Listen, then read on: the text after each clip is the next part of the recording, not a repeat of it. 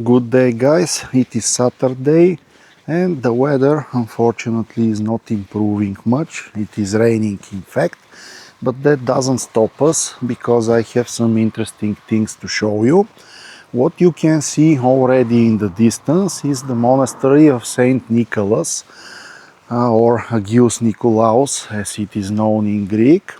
What is interesting here is that the monastery itself is built on two very small islands located in this lagoon here that you can see.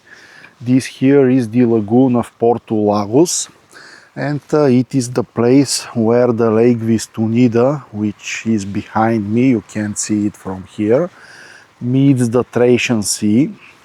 So this is a mix of salt and fresh water, and lagoon which is very good for the wildlife, for birds. But now we will not be watching for birds, and in fact I see a bird in the distance, but that's not our focus here. The monastery that you are seeing and which I'm slowly approaching via this very good wooden bridge was built in 1904, around 120 years ago.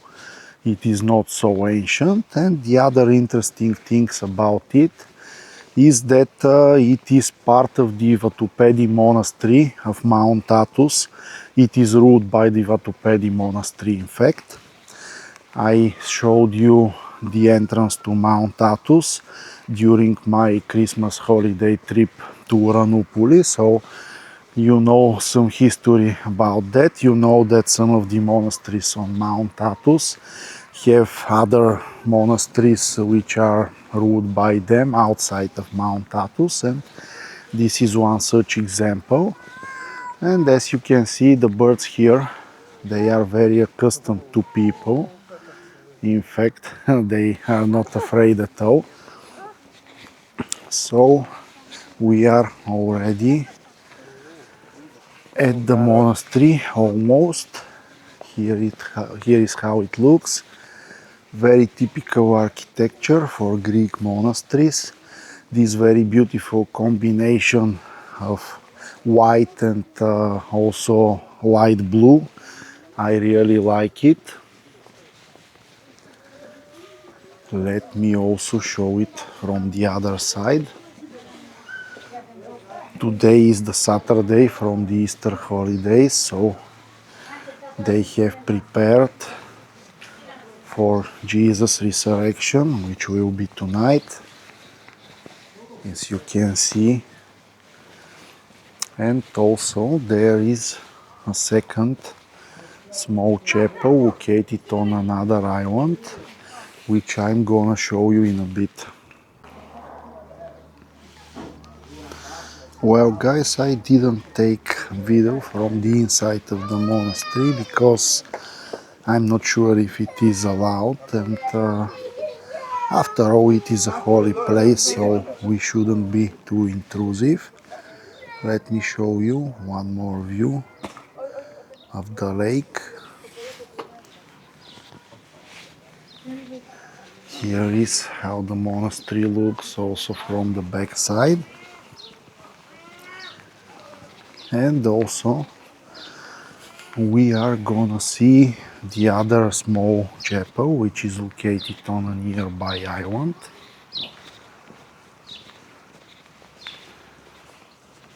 By the way, before that, maybe I can show you a glimpse how it looks.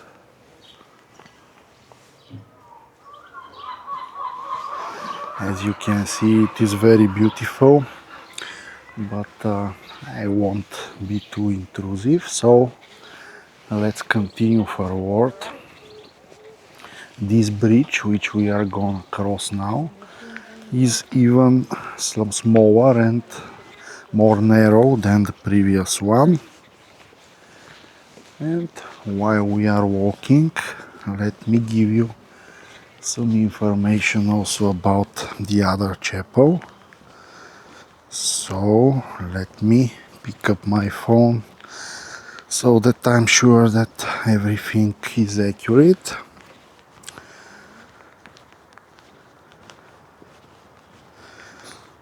Okay, yes, this is the so-called Church of Panagia Pantanassa.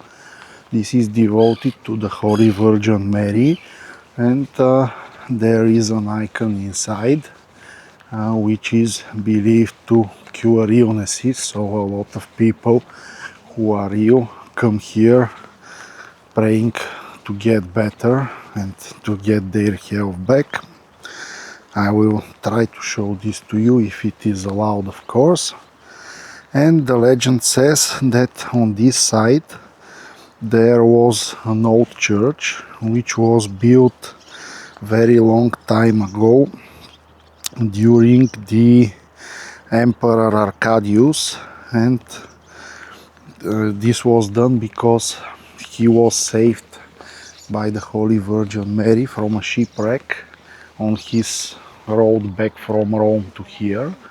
So he built a church, and after that, of course, what you see here is the modern church, which was built at the same time like the main monastery, which is 1904. Let me check if we can get inside, and I will also show this from here.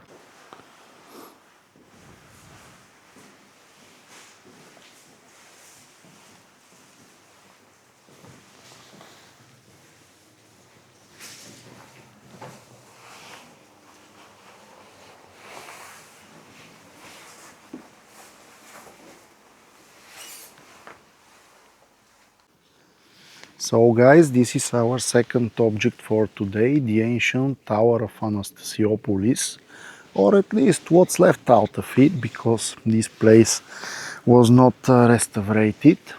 Here you can find some interesting information. Here is the exact location, and also we have some information in English that this town was founded by Emperor Anastasius I, who reigned between 491 and 518. And after that there was another town here, which I think was called Perition, but let me double check the name so that I'm sure that it is correct. Yes, exactly. Periterion, maybe, is the correct pronunciation here. This second city was built in the 9th century. In fact, it is not too clear if this was entirely different city or it was just a change of the old city of Anastasiopolis. In a bit we will reach the walls and I will show this to you. This is one of the ancient gates of Anastasiopolis. You can see that quite a lot remained of it, considering that it is around 15th centuries old and it was not renovated, or at least it doesn't seem to be renovated. Here you can see the typical Byzantine way of building fortresses.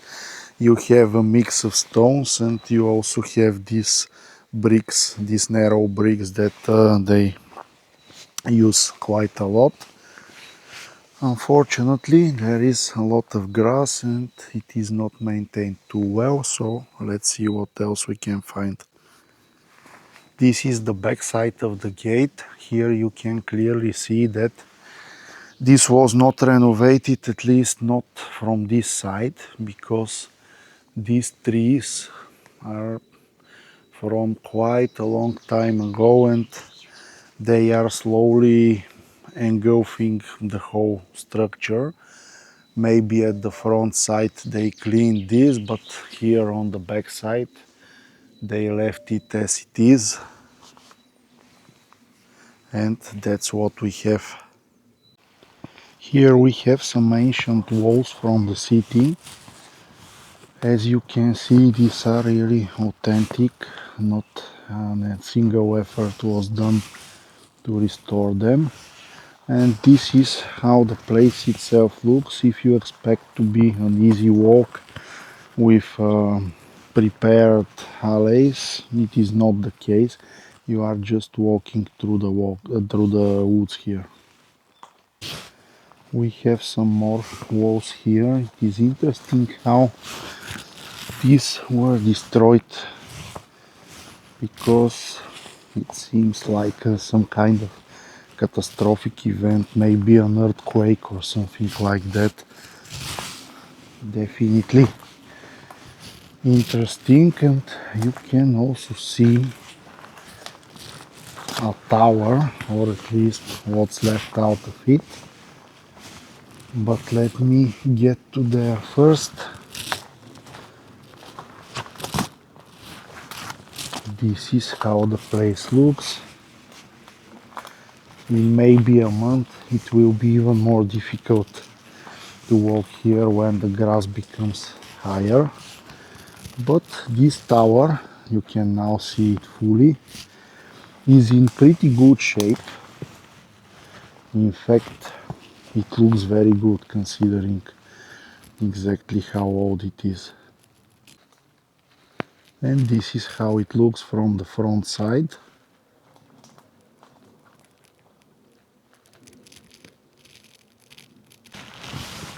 This is another section of the old city, which we managed to reach via dirty road.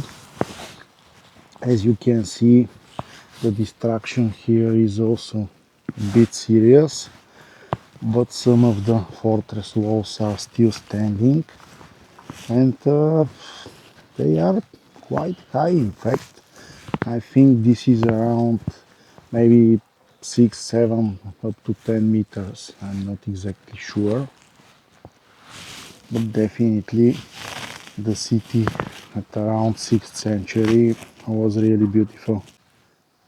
And here is the front side. You can see how thick this wall is. This is really great example of Byzantine fortification building.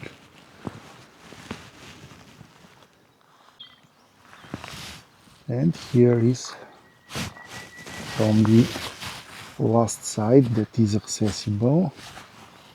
Here you have even an entrance. In fact, you can enter inside, but there is nothing too interesting here to see, but this is how it looks.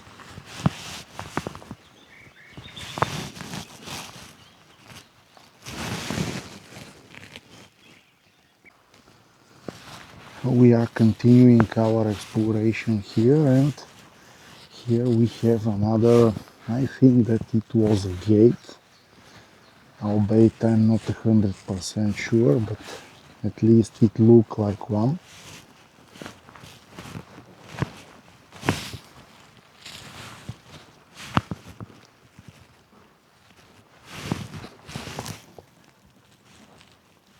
It is really interesting how these fragments are standing, because their base is quite eroded, and in spite of this they are still going strong after all these centuries.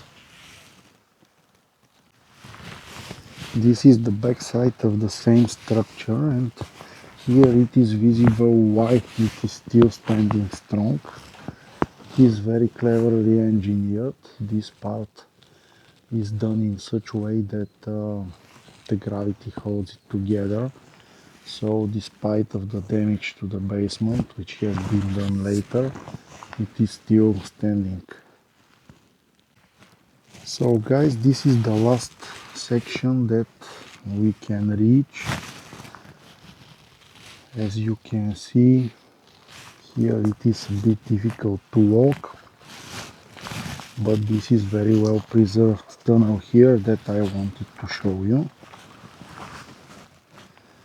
And with that, we will slowly go back to our village, maybe find something to eat. So generally, if you want to see some old ruins which are in authentic shape without any restoration or reconstruction works, this is a good place, but keep prepared for trekking do not expect an easy walk in the park here. So guys, another evening, another good time.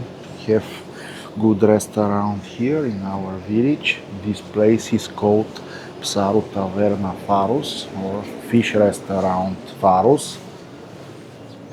Let me show you how it looks. As you can see, it is very shiny, very flashy, and it has a very beautiful view towards the sea. Let me show this to you. So let's enjoy some good food here. So guys, the food is here.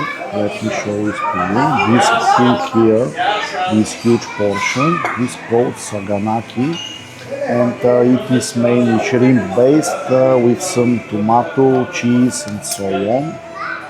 Let me check how it looks. Here is the shrimp.